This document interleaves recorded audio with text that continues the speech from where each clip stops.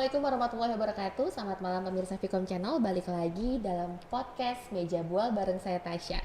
Nah, pada malam kali ini kita udah kedatangan dokter gigi cantik, yaitu dokter gigi Astri Chandra. Halo, selamat malam. Halo Tasya. Selamat malam dok, apa juga. kabar? Baik, alhamdulillah. Tasya gimana nih, udah lama gak ketemu ya? Oh ya, alhamdulillah. Tadi kan kita udah lumayan panjang ngobrol rumpi juga, gitu ya. iya. Oke, jadi apa kesibukannya dok sekarang? Kesibukannya sekarang karena udah nambah anak lagi. Selain ibu rumah tangga, anaknya udah 3. Prakteknya juga masih pastinya, sama kadang-kadang suka ya berkreasi crafting gitu sama anak juga gitu. Paling gitu aja. Oke dok, jadi kita kebetulan ada dokter gigi nih, jadi Nah. pengen sharing-sharing tentang dokter, tentang Boleh. kedokteran gigi gitu ya. Iya, Boleh ya dok ya? silakan, boleh. Oke, dok. Jadi kalau misalnya antara sekolah dokter umum dengan dokter gigi itu apa sih yang membedakannya dok? Kan mungkin jangka waktunya atau apa? Pelajarannya pasti. Oh, pelajarannya Jadi udah gini, pasti. iya, orang kalau misalnya mau jadi dokter yang lain gitu selain gigi, pasti dokter umum dulu, baru nanti habis spesialis kan, misalnya mata gitu, apa ya penyakit dalam. Nah, tapi kalau dokter gigi itu dipisah, kenapa? Karena dokter gigi itu pelajarannya kompleks sekali. Ya, kalau misalnya dokter umum kita memeriksa kayak contohnya ada pasien yang datang gitu, dia sakit di mana perut, yang diperiksa perut. Tapi dokter gigi ini kalau dia mau cabut gigi, kita harus lihat dulu kondisi mulutnya. Kita harus tahu dulu dia punya penyakit atau enggak gitu. Dalam mulutnya aja loh. Dalam Kita harus mulutnya bisa aja. tahu. Makanya lebih kompleks gitu. Kesannya orang menyepelekan dokter gigi, tapi satu gigi itu aja sarafnya apa, di mana letaknya gitu. Itu kita harus tahu gitu kan, belum lagi bentuknya. Makanya itu di luar dari dokter umum gitu, dipisah karena pelajarannya lebih kompleks gitu loh. Oke, tapi kalau masa kuliahnya sama aja? Sama aja sebenarnya. Dan Oke. sekarang juga lebih cepat lagi. Oh, lebih katanya. cepat ya. Terus dok, mau sharing-sharing misalnya kayak katanya kalau udah selesai sekolah kedokteran gigi nih harus nyari pasien. Ya, itu masa-masa koas ya namanya. Ya, jadi kalau misalnya kita udah sarjana kedokteran gigi, nah untuk mengambil gelar dokter giginya, istilahnya dokter muda ya jadinya, nah itu harus dapat pasien gitu biasanya, nyari pasien sendiri buat kita praktikum lah istilahnya, buat yang langsung ke orang gitu, gitu. Ya harus nyari pasien. Oh, harus cari pasien, berarti ntar beda-beda kasus gitu ya Iya. pasiennya gitu ya. Oh. Tergantung kita di bagian apa. Jadi kalau udah keluar dari sarjananya, nanti kan ada perbagiannya gitu, ada bagian gigi palsunya, bahasa umumnya gitulah, bagian gigi palsu, bagian anak-anak gitu, itu beda lagi, setiap ada seksi-seksinya lagi lah gitu ya. Oh, berarti nanti kalau misalnya mau jadi dokter spesialis maksudnya gigi tapi bagian anak tuh beda lagi? Beda lagi, Oh, sekolah beda lagi. lagi. Jadi Oh, dokter sekolah gigi lagi. umum dulu, baru nanti jadi spesialis kedokteran gigi anak. Oh, gitu. Dokter gigi anak jadinya, beda lagi, SPA, Oke. KGA. Oke, jadi sejauh ini apa sih dok suka dukanya? Banyak ya. Banyak ya. Kalau dukanya dulu lah. Biasa sih namanya dokter kan, kita sebagai dokter kalau menurut saya sih kita harus bekerjanya selain dari bekerja untuk mendapat uang, kita harus ada sisi manusiawinya. Ya kadang itu yang hal yang paling sering dilupakan dokter-dokter sekarang, kemungkinan yang nggak tahu lah dulu gimana gitu ya maksudnya.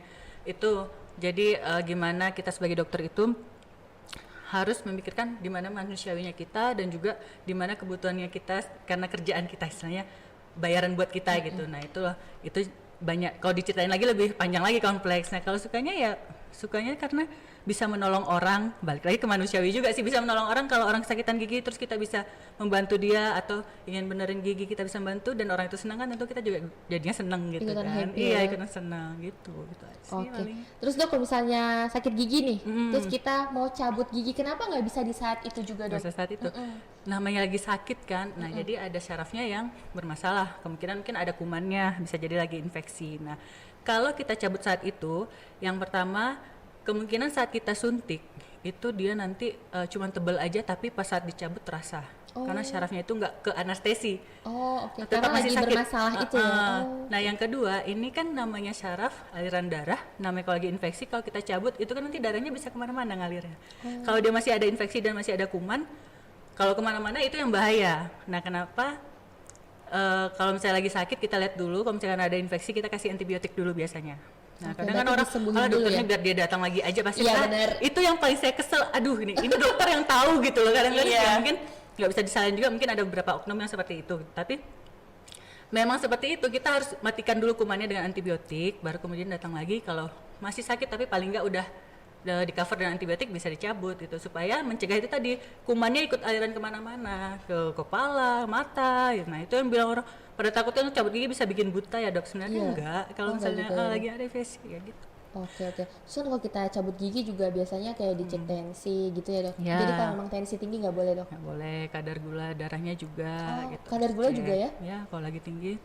Terus kalau kadar gula itu kadang-kadang ada yang ada juga yang istilahnya orang yang diabetes itu ya, mereka kadang-kadang nggak bisa berhenti nanti darahnya setelah pencabutan atau lukanya susah sembuh. Nah itu yang kita hindari, harus dalam normal dulu ini gula darahnya gitu. Oke oke. Ini teredukasi banget nih gitu ya. Jadinya jadi tahu sekarang. Saya tahu, iya. Oke, terus dok, sebenarnya seberapa bahayanya sih dok kalau misalnya ada kerusakan di gigi kita gitu? Soalnya kan ada yang baru-baru ini, bahkan ada iklan di TV katanya kalau gigi rusak itu bisa menyebabkan sakit jantung. Ya itu tadi kan penyebabnya itu tadi, kalau gigi rusak itu kan ada kuman pastinya, ada infeksi.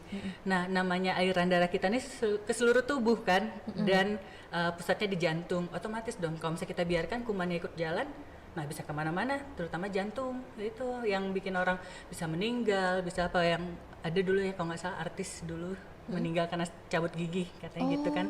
Kalau nggak salah pelawak Lesius ya dulu, kalau nggak salah saya, itu karena itu mungkin dia lagi infeksi, jadi alirannya udah ikut kemana-mana gitu. Itu yang bikin, nah kuman itu kalau udah dia di jantung, udah ikut aliran darah, itu udah bisa fatal gitu. Harus Gitu, jadinya fatal. Berarti penting banget kita buat menjaga kesehatan gigi kita gitu ya. Iya benar. Oke, terus tipsnya apa dok buat menjaga kesehatan gigi? Mungkin misalnya harus rutin scaling atau Iya, apa? scaling itu mendasar loh. Jadi kalau misalnya kita kan rutin ke dokter gigi itu 2 kali dalam setahun ya, sebenarnya harusnya 2 kali dalam setahun, 6 bulan sekali. Itu nanti akan dicek karang giginya, ada gigi yang berlubang atau tidak gitu. Itu pasti dicek di situ, ada sisa akar atau enggak. Nah kalau ada karang gigi harus dibersihkan gitu. Karang gigi itu sepele, orang banyak biar di apa kayak udahlah cuman karang gigi, padahal itulah yang nomor 1 penyebab apa ya, kerusakan gigi. Gusi juga, infeksi gusi dari karang gigi itu sebenarnya gitu ya. Kalau misalnya karang giginya numpuk, itu nanti gusinya infeksi lagi gitu ya, yang merah-merah sikat gigi gampang berdarah jadinya. Nah itu biasanya karena karang giginya. Nah kedua ya karena karies, itu yang penyebab yang harus kita waspadai. Karies ya, kalau udah titik-titik hitam di gigi itu sebenarnya udah karies, sudah mulai karies, udah harus ditambal sebenarnya.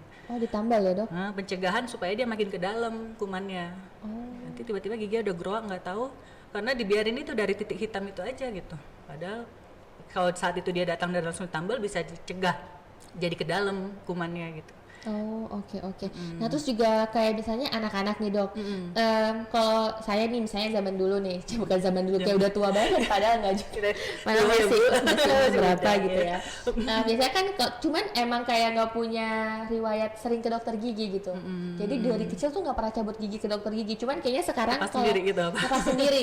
Nah terus ternyata sekarang itu anak-anak kecil kalau misalnya giginya udah goyang, malah diarahinnya ke dokter gigi biar dokter yang cabut. Itu apa sih dok bedanya gigi anak kecil yang cabut sendiri, maksudnya lepas sendiri atau dicabut orang tuanya sama ke dokter gigi? Iya, sebenarnya nggak ada bedanya sih. nggak ada Kalau bedanya. normalnya kalau memang sudah waktunya dia lepas. Jadi gini, kalau gigi dewasa kita itu kan tumbuh nanti di atas gigi susunya. Nah kalau dia semakin tumbuh itu harusnya dia mendorong gigi susunya itu. Gigi susunya akarnya tuh absorpsi, jadi makin habis gitu lah istilahnya akarnya. Nah itu nanti dia lama-lama goyang dan lepas sendiri. Cuman permasalahannya yang terjadi sekarang itu banyaknya gigi dewasa anak-anak ini nggak tumbuhnya pas di gigi susu. Nah misalnya dia nggak goyang jadinya, padahal gigi dewasanya udah muncul di belakangnya, itu harus dibuang, harus pakai anestesi, disuntik misalnya ya, karena itu nggak pas tumbuhnya. Kalau dia pas gini, dia akan gigi susunya akan lama-lama akan lepas sendiri seharusnya, ya harusnya. Nah kalau dia nggak pas, dia akan kadang ada yang goyang, ada yang nggak goyang sama sekali. Nah itu memang harus dicabut di dokter gigi gitu.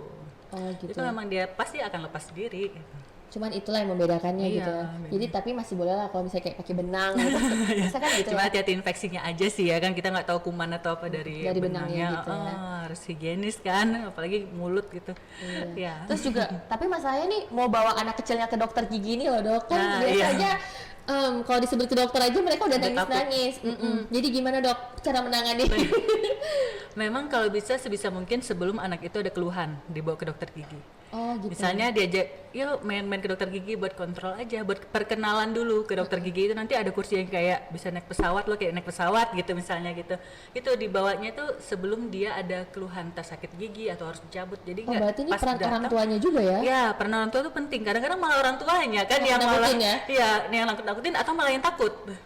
Orang tuanya nggak mau lihat anaknya digituin, jangan. Jadi kesannya anak semakin takut, kok orang tua saya aja takut gitu kan, saya mau diapain ya gitu, kadang nggak mau lihat anak saya takut gitu kan.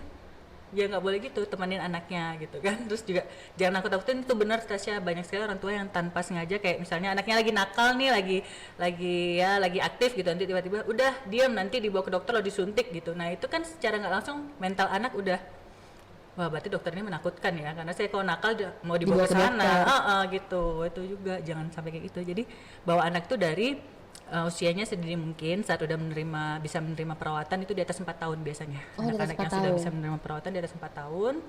Nah, diajak main-main aja dulu buat cek-cek kontrol giginya gitu, kenalin ke dokter giginya supaya dia ya bisa kayak menyenangkan ya ternyata ke dokter gigi. Nggak semenyeramkan yang dibayangkan gitu ya. Dan tergantung dokter giginya juga. Kalau nggak serem, kalau nggak serem ya. Kalau dokter nggak serem. Tapi kan masalah lagi di masa pandemi gini juga dokter gigi lumayan serem pastinya. Iya, kayak gitu semua iya juga sih ya.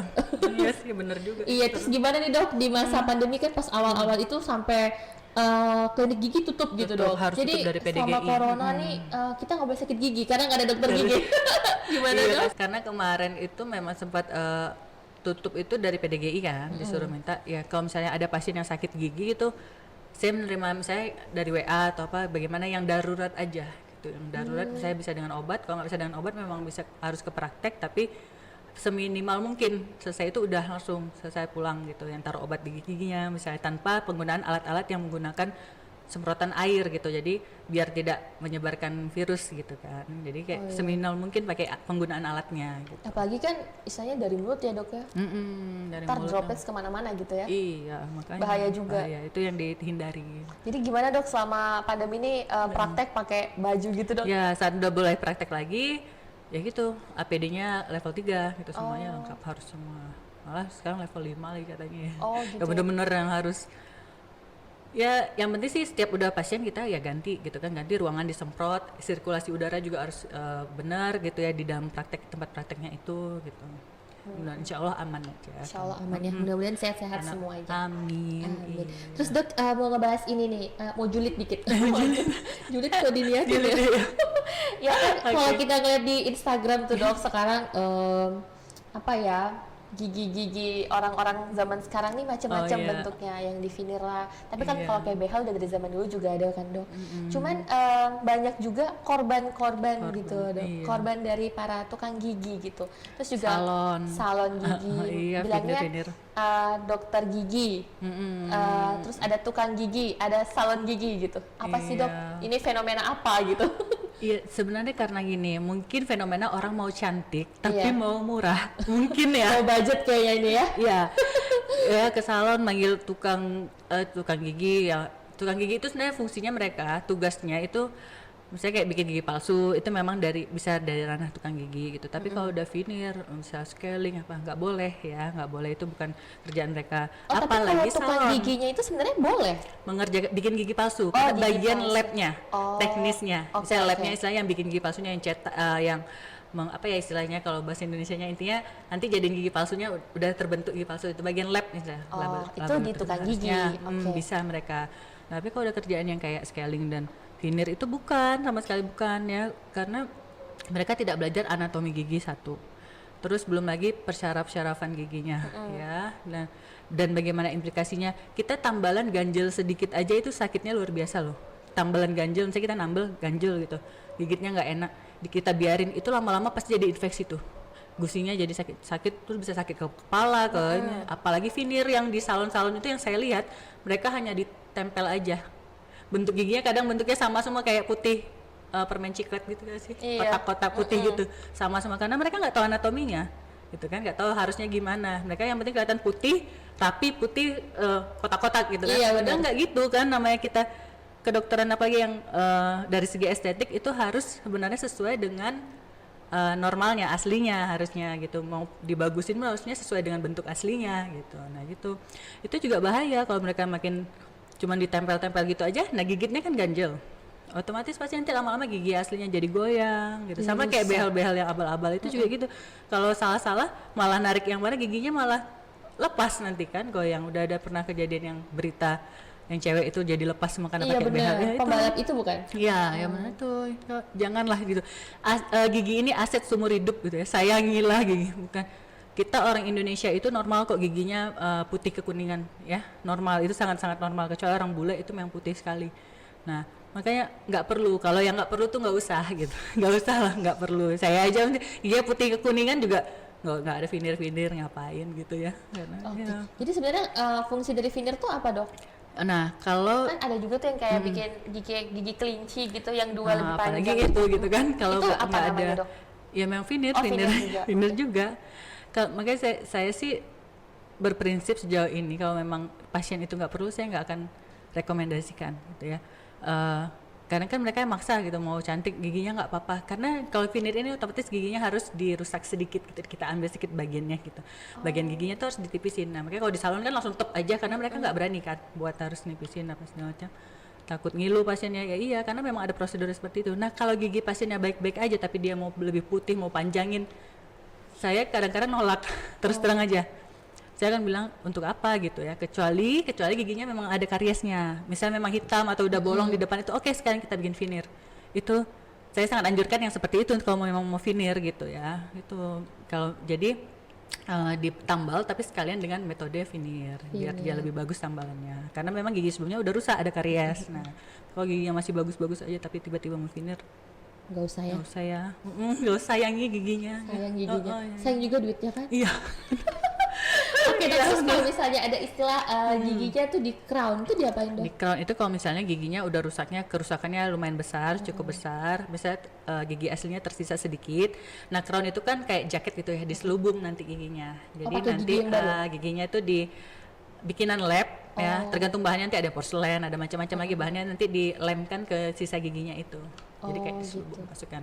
Itu kalau misalnya gigi udah kerusakannya udah besar sekali. Itu di crown. Terus kalau misalnya gigi di behel gitu dok, itu apa sih dok indikasi perlu nih di behel gitu? Perlunya di behel kalau giginya itu berantakannya sampai membuat sulit dibersihkan.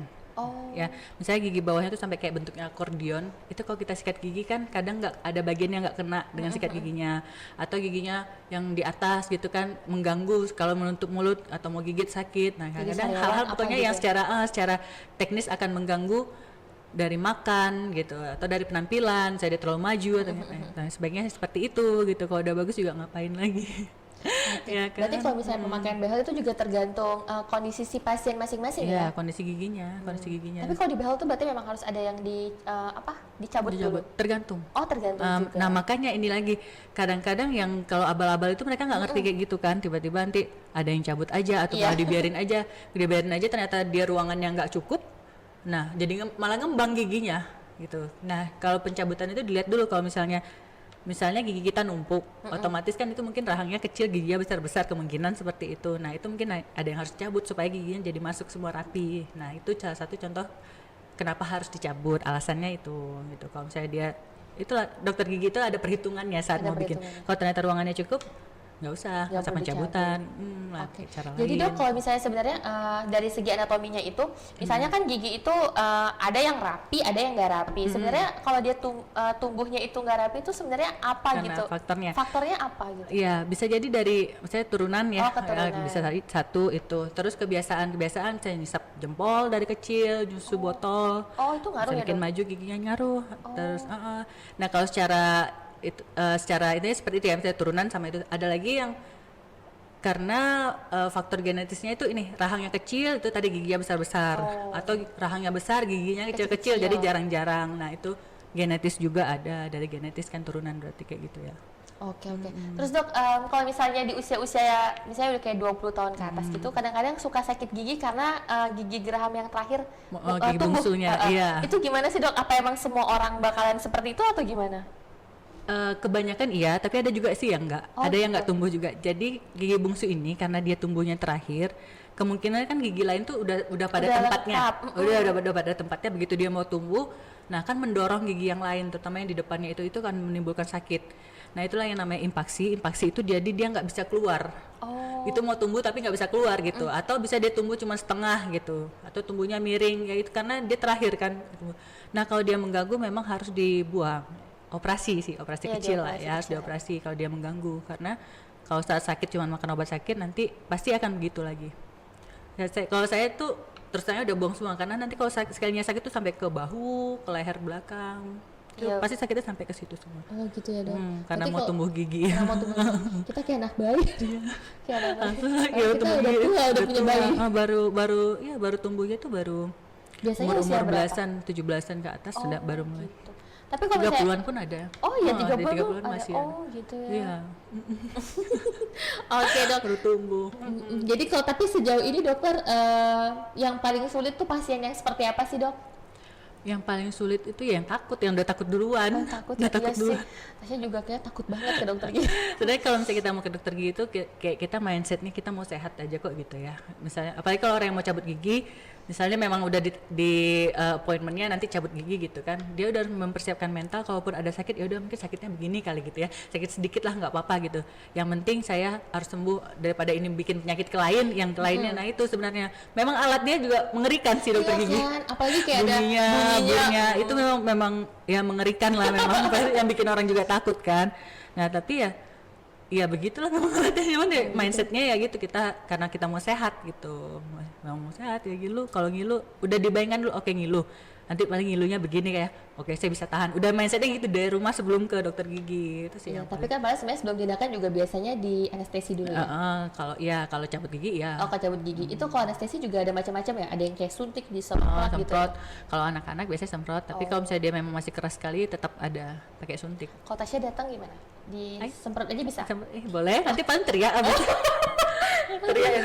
Kalau dewasa mana bisa lagi semprot kecil. Itu pun semprot kalau udah goyang sekali. Kalau yang udah goyang sekali kita nggak perlu terlalu tebal kan, nah, semprot aja gitu. Oke. Terus apa sih dok yang biar giginya tuh sehat? Apa misalnya harus mengkonsumsi kalsium yang banyak atau apa gitu? Iya, sebenarnya gigi kita nih dari kita dalam kandungan orang tua sebenarnya ngaruhnya. Oh. Ya, orang tuanya jangan sampai kekurangan kalsium, itu tadi bisa untuk karena ke gigi ya, mineral kalsium.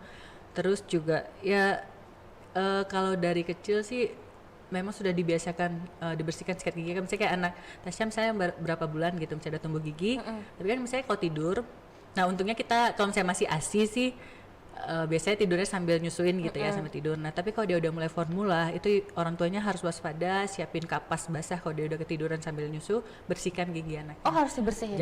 Jangan sampai menggenang terlalu lama di dalam mulutnya, karena kalau formula itu kan ada gulanya manis, itu yang bikin gigi anak grepes. Biasanya hitam-hitam grepes rata gitu, itu biasanya karena biasanya susu botol, dan itu dibiarin sambil ketiduran sampai besok pagi. Nah itu cepat sekali bikin anak karies. Nah itu dari kecil kalau kita udah jaga seperti itu, insya Allah kalau makin besarnya giginya bisa terawat gitu ya. Apalagi membiasakan sikat gigi 2 kali sehari minimal. Nah itu pagi dan juga malam sebelum tidur. Udah dibiasakan, kalau dari kecil udah dibiasakan kayak gitu, otomatis udah besar harusnya kalau udah besar dia akan terus begitu gitu, karena memikirkan untuk kepentingan kesehatan diri sendiri gitu.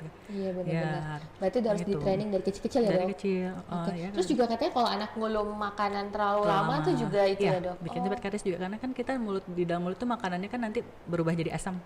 Oh. Nah jadi asam itu yang bikin gigi kita Jadi rusak jadi karies. gitu ya. Iya itu dia. Jangan terlalu, kadang-kadang makanya itu juga salah satu faktor selain susu botol, anak-anak yang giginya grepes di dalamnya hitam-hitam itu karena dia ngulum makanan Terlalu lama ya? terlalu lama, hitam-hitam biasanya giginya. Oke, jadi kalau misalnya pemirsa di rumah mau ketemu dokter gigi Astri Chandra harus kemana dok? Ketemu aja atau mau jadi pasien? Kayaknya ketemu dulu kan baru jadi pasien.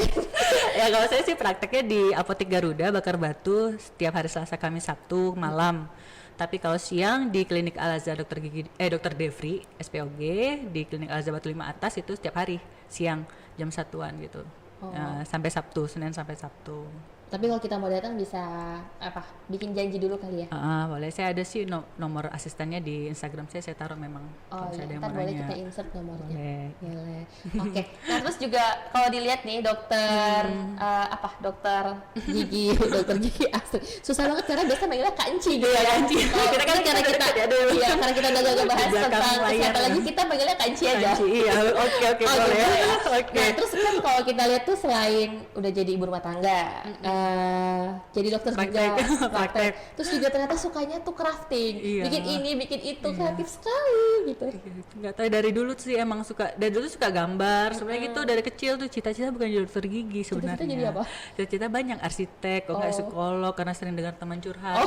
Saya dulu pernah punya podcast sih ya, podcastnya tapi cuman obrolan aja kayak di Spotify gitu kan, itu ngomongin pentingnya passion tuh dengan kerjaan kita ya kan. Sebenarnya passion saya tuh bukan dokter gigi awalnya gitu, pengennya itu arsitek, dengerin orang curhat pengen jadi psikolog jadinya gitu seperti tapi klise sih orang tua kan. Iya. Akhirnya menemukan enaknya juga jadi dokter gigi. Enak juga kok gitu ya. Ngomong-ngomong Tapi gigi orang. iya. Nggak, karena kalau kita nambel itu kayak apalagi gigi depan itu perlu seni loh. Iya ya dok. Harus tangan yang seni. Kalau enggak ya gitu jadinya kaku gigi orang. Ya. Jadi saya apa ya? Di situ juga ternyata ada perlu seninya juga. Nah, terlampiaskan juga dokter gigi itu. Makanya jadinya ya asik-asik aja sampai sekarang. Tapi craftingnya tetap. Iya. Jadi kalau crafting itu udah dimulai dari kapan sih? Dari kuliah. Dari kuliah. Niatnya sih nyari duit sendiri dulu kan. Bikin terus jual ya, cari duit ya, namanya juga kuliah di Jakarta ya, lumayan ya. Ya buat tambahan gitu ya. Buat jajan banyak yang suka ternyata ya jadinya jual gitu. Bando-bando dulu tuh kayak bando-bando bayi gitu, kayak bros-bros hijab gitu. Awalnya itu. Oke. Terus kalau kita lihat tuh kayak jago gambar, bikin binder sendiri. Ya, itu sebenarnya kalau sekarang kan gampang banget yang lihat di YouTube. Kalau dulu-dulu itu gimana? Itu kan berarti kayak hampir 10 tahun yang lalu ya. Wah, ini ketahuan umurnya nih kalau gitu. Emang iya sih. Wow. Kalau dulu ada juga di YouTube tapi orang luar. Dan itu terbatas juga sih, maksudnya terbatas. Jadi memang kadang-kadang kalau ngeliat kayak gitu terinspirasi nanti bikin sesuai dengan apa yang saya punya di rumah misalnya gitu kan, apa yang bikin juga kayaknya bisa nih bikin sendiri daripada beli gitu kan. Udah nanti bikin apa nih yang punya di rumah, udah mulai berkreasi gitu. Awalnya sih dari kayak gitu. Jadi tetap kalau terinspirasi dari orang lain tetap diadopsi dengan gaya sendiri gitu, mau bikin kayak ya gitulah kayak binder gitu-gitu bikin sendiri. Gak tau ya inspirasinya pokoknya dari luar tapi tetap aja pengennya punya khas sendiri dari saya gitu. Sejauh ini udah bikin apa aja kak? Apa ya? Macam-macam sih. Ada bawang dari resin, boleh kita sharing nggak nih? Boleh ya. Terus saya juga punya online shop yang jualan dulu resin gitu, cuman karena ini bayinya lagi repot sih susah kalau bikin soalnya masih ini FYE masih ribet banget, masih bikinnya susah kalau untuk dijual karena kan kayaknya tekanan gitu ya kalau dijual tuh pesanan orang gitu kayaknya. Nah kalau jadi bikinnya buat diri sendiri aja sih. Apa ya? Kita liatin ya? Iya boleh kita liatin. Kalau misalnya selama ini ngeliat gini kan cuma di Instagram doang. Oh ternyata di Tanjung Pinang tuh ada. Iya. Oh ini bagus sekali. Bentuknya gigi, ada lampunya. Oh ini bikin sendiri. Ini tuh aku benar-benar ide aku sendiri. Aku punya cetakan gigi. Sebenarnya itu kan cetakannya buat kayak coklat es krim gitulah. Tapi bisa buat resin karena silikon kan. Kenapa nggak coba bikinnya? Ini tuh tray. Saya terus taruh nama dan bisa ada lampunya. Tuh kan kreatif banget. Ini nggak dijual? Tadi dok sekarang gimana sih nggak konsisten? Lihat aja boleh. Nggak dijual sih, traynya dulu dijual, traynya aja gitu karena kan yang kalau gigi kan kayaknya khusus yang dokter gigi aja kayaknya kalau mau beli gitu kan. Tapi boleh juga biar kayak anak-anak tuh pada suka gitu kan, jadi nggak takut ya ke dokter gigi. Bener buat taruh. Terus aku tuh sebenarnya lebih suka lagi kalau misalnya memanfaatkan barang-barang bekas, misalnya kayak sisa-sisa kertas, karton dari misalnya sereal gitu kan, bikin buku sendiri ya kayak cuma buku-buku biasa sih, kayak misalnya gini nih. Terus nanti ini tuh dari kertas-kertas bekas aja tuh, aku kumpulin kan kartonnya, pokoknya ini semua bekas. Dari intinya saya suka recycle, memang sayang gitu kan dibuang numpuk banyak-banyak, orang ngapain sih ngumpulin sampah, pasti ada gunanya lihat aja nanti gitu. Kayak gitu lah Shana. Oh ini berarti jahit sendiri? Iya, ini juga ini covernya dari kain juga saya jahit sendiri, dari kain bekas saya kumpulin sambil jadi buku juga. Mantap, ini bagus sekali. Kadang suka bingung juga sih ide saya itu dari mana ya, tapi saat lagi pengen bikin tuh ada aja gitu, tiba-tiba pengen bikin ini gitu. Oh tapi kalau yang kayak gini dijual kak? Enggak sih. Oh nggak dijual ya? Enggak dijual kalau itu. Tapi kalau misalnya kita mau pesan bisa? Ya tergantung nanti kalau misalnya waktunya ada sih. Tergantung waktunya. Ini berarti kalau pemirsa berminat juga susah nih. Wah ini jadwalnya padat merayap soalnya. Sekarang tuh lagi bikin konektor masker, tapi mau dibikin ready aja. Cuman lagi proses sih. Nah kayak gini Tasya. Yang ini yang saya jual sekarang. Ini kan waktu testing ya, barang testing contoh karena belum terlalu rapi. Nah yang saya jual tuh kayak gini.